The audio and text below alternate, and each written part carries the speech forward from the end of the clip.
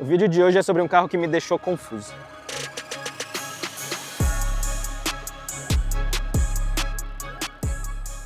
O Yaris Cross tem alguns defeitos que não são esperados de um Toyota. Mas ele já é sucesso de vendas, o que é totalmente esperado de um Toyota.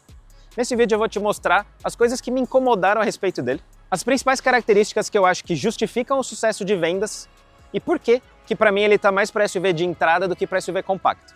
Então fica aqui no vídeo para descobrir.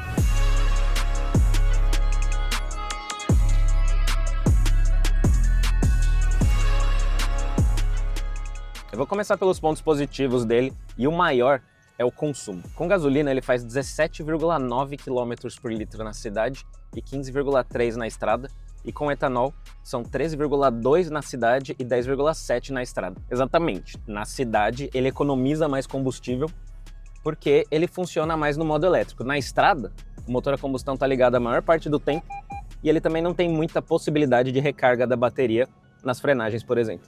No tempo que eu tô com ele, eu consegui fazer a média de até 15,7 km por litro, mas agora que eu peguei a estrada, caiu para 14,5.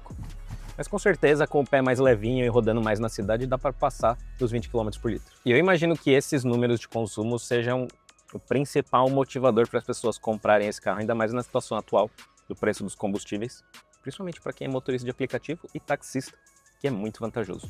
Mas ele também tem versões com mecânica convencional, com motor 1.5, que faz 12,6 km por litro na cidade e 14,3 na estrada com gasolina, e 8,8 na cidade e 10,2 na estrada com etanol. É bom também, na média dos concorrentes. O híbrido usa o motor 2NR VEX, que tem 91 cavalos e 12,3 kgfm, e ele trabalha junto com o motor elétrico de 80 cavalos e 14,4 kgfm. Mas a potência combinada não é só somar os números do motor elétrico e a combustão.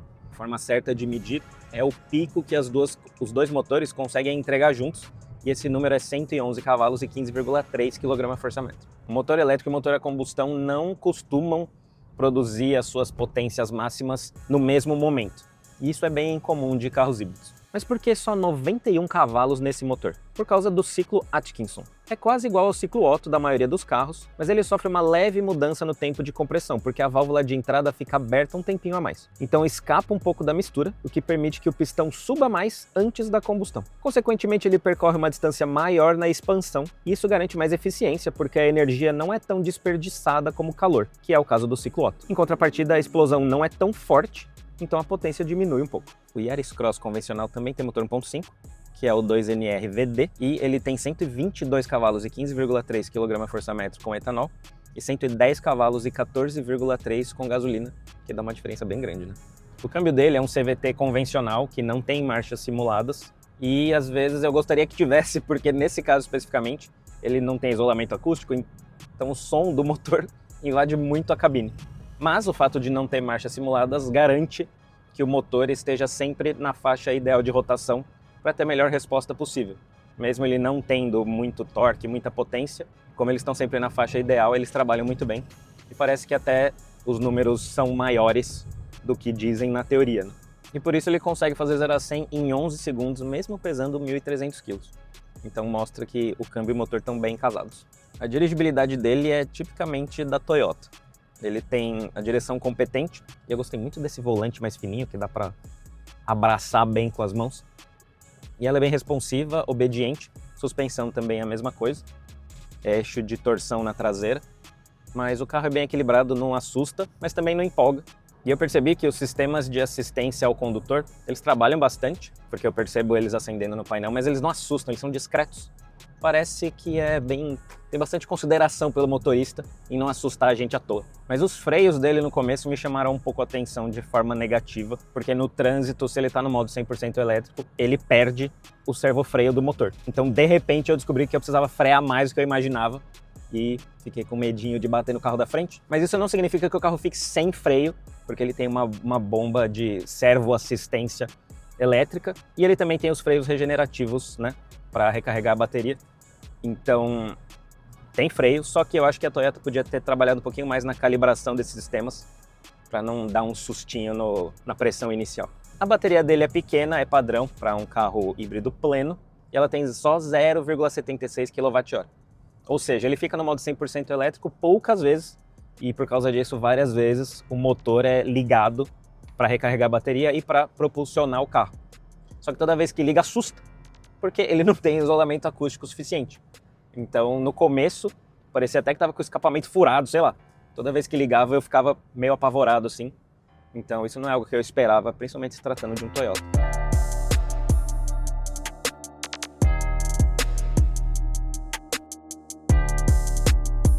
A plataforma escolhida para o Yaris Cross podia ter sido a TNGA, que é a mesma do Corolla Cross, do GR Yaris, mas essa aqui é a DNGA, D de Daihatsu.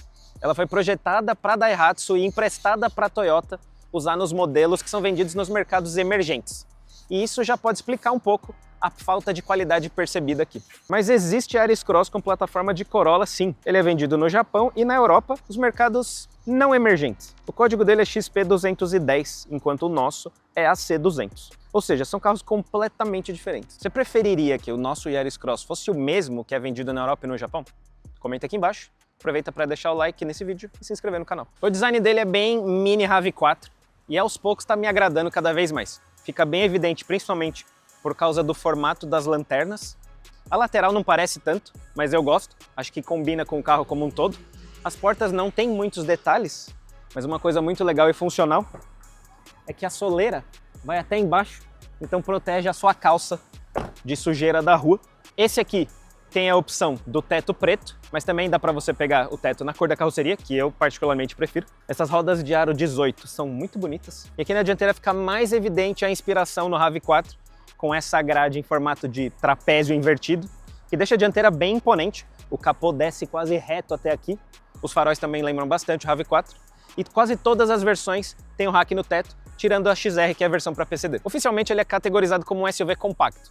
Então ele é concorrente de HR-V, Creta, Kicks, mas na prática ele é bem menor do que eles. Tem 4,31 metros de comprimento, 1,77 de largura, 1,65 de altura e 2,62 de entre-eixos. As medidas dele estão mais alinhadas com os SUVs de entrada, tipo o Honda WR-V ou Nissan Kite. O porta-malas dele tem 391 litros. É maior que o da HR-V, que tem só 354, mas ele perde para o WR-V, que tem 458, e para o Kite também, que tem 432. Ou seja, tá mais para SUV de entrada mesmo. Aqui atrás eu admito, o espaço é de SUV compacto mesmo.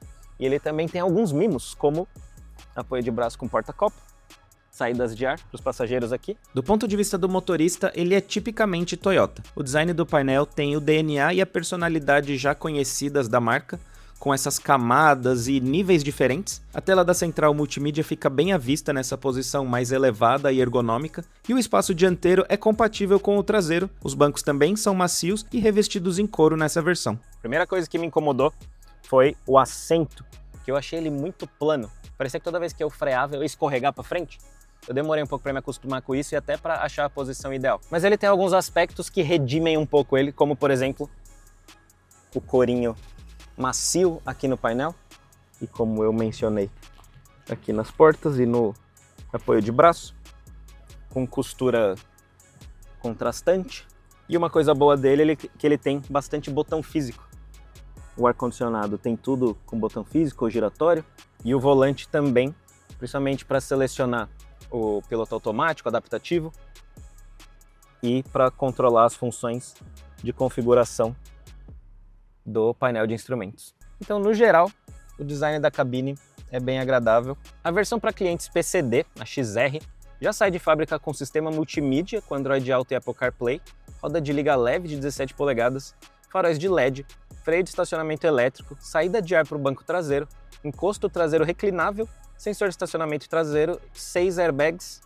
A intermediária, que é a XRE, acrescenta bancos de couro, chave presencial, start-stop, câmera de ré, carregador de celular por indução, ar-condicionado automático, assistente de farol alto, piloto automático adaptativo, freios regenerativos, frenagem automática de emergência, assistente de permanência na faixa e alertas de mudança de faixa e colisão frontal. Essa aqui é a top, a XRX, e ela complementa com câmera de 360 graus, retrovisor interno fotocrômico, teto panorâmico, sensor de estacionamento dianteiro, alertas de ponto cego e tráfego cruzado traseiro e tampa do porta-malas motorizada. Ele tem os equipamentos de segurança esperados, mas o modelo fabricado em Sorocaba ainda não teve crash tests. O que teve foi fabricado na Índia, testado em dezembro de 2025, e ele só tirou 2 estrelas porque não tinha todos esses equipamentos de segurança que o nosso tem. Então dá para esperar que o brasileiro tire uma nota melhor. Mas claramente que só o fato dele ser um Toyota já vai deixar muito tranquilo o público que busca solidez, confiabilidade, ainda mais se tratando de um híbrido. Ele tem motor e bateria, motor a combustão, e como eles dividem as tarefas, nenhum deles fica sobrecarregado. Então tudo isso aqui vai aguentar muitos ciclos sem dar dor de cabeça para o dono. E a galera que considera Toyota acima de tudo está comprando. No primeiro mês cheio de vendas dele, foram 3.864 unidades. Ele virou o segundo Toyota mais vendido só atrás da Hilux. E ele ficou só 131 unidades atrás do rival mais direto dele, que é o HR-V. E ele tem outro fator muito atraente também, que é o preço médio das revisões até os 60 mil quilômetros. São R$ 549. Ele tem 5 versões e para falar os preços eu vou precisar da minha colinha aqui. A versão XR, que é para o público PCD, custa R$ 151.990. A XRE, R$ 161.390. A XRE híbrida está R$ 172.390. A XRX custa R$ 178.990 e a XRX híbrida, que é essa aqui, custa R$ 189.990. E já tem tabela FIP delas. 153 mil para XRE, 163 mil para XRE híbrida, 169 mil para XRX e 179 mil para XRX híbrida. E se a FIP ainda está alta para você, baixa o app da OLX e seleciona a opção Ofertas abaixo da FIP para encontrar o Yaris Cross mais em conta possível.